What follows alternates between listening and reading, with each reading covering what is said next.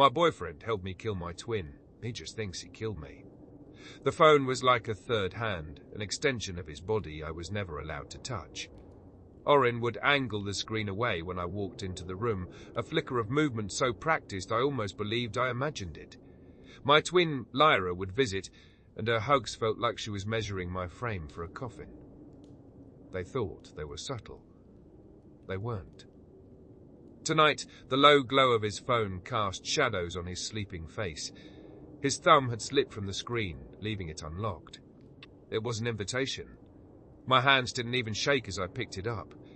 His messages with Lyra were right at the top. Orin, she's been suspicious all week.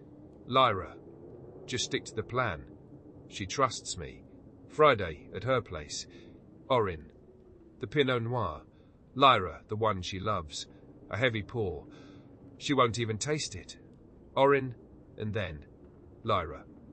And then we're free. My vision tunneled. The words pulsed on the screen, a venomous heartbeat. Free. They wanted to be free of me. My inheritance, my house, my life, all just obstacles. I placed the phone back on the nightstand, its screen dark once more. Something inside me went perfectly still and quiet. A cold, clean slate. Friday evening, Lyra arrived, a bottle of expensive Pinot Noir in hand. Her smile was a masterpiece of loving concern. "You seem so stressed," she cooed, uncorking the bottle. "I thought we deserved a treat." We sat on the couch, the ruby red wine swirling in our glasses. We talked about nothing while we waited for Orin. Every word she spoke was a lie, every gesture a rehearsal for my death. When she excused herself to the restroom, her purse left on the floor. My movements were fluid, silent. A simple, elegant switch of the glasses. Mine for hers. She returned, her lipstick freshly applied. She picked up her glass, my glass, and gave me a conspiratorial smirk over the rim. "To new beginnings," she said, and took a long, deep swallow. I watched the change. It was subtle at first, a slight slackening of her jaw, a lazy blink. Her words began to soften and slur. The wineglass tipped, spilling a dark stain across the cream-coloured rug. "Lyra," I whispered, leaning so close I could feel her cooling breath. "I read your texts." Her eyes, a mirror of my own, widened, not with confusion, but with pure animal terror. It was the last thing she ever felt. Her body went limp, a dead weight against the cushions. I worked quickly. I peeled her dress from her still warm skin and pulled it over my own.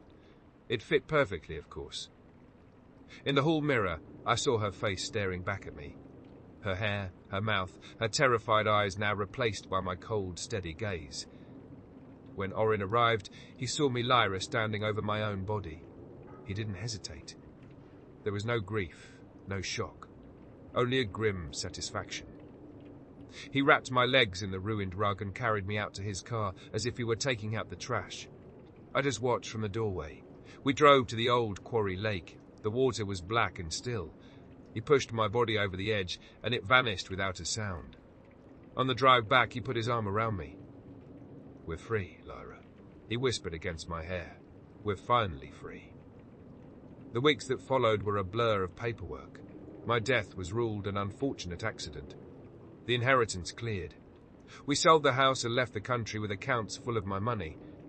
He never once looked at me and saw his victim. He only saw his accomplice. Tonight, in a villa overlooking a foreign sea, we opened another bottle of wine. A celebration. He poured 2 glasses, his smile confident, triumphant. "To us," he said, raising his glass. "We actually did it." He drank half the glass in one go. I only touched my lips to mine. I watched him as the poison began its work, the same way I'd watched my sister.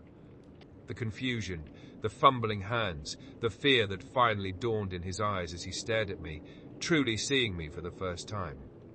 He tried to speak, but his throat had already forgotten how.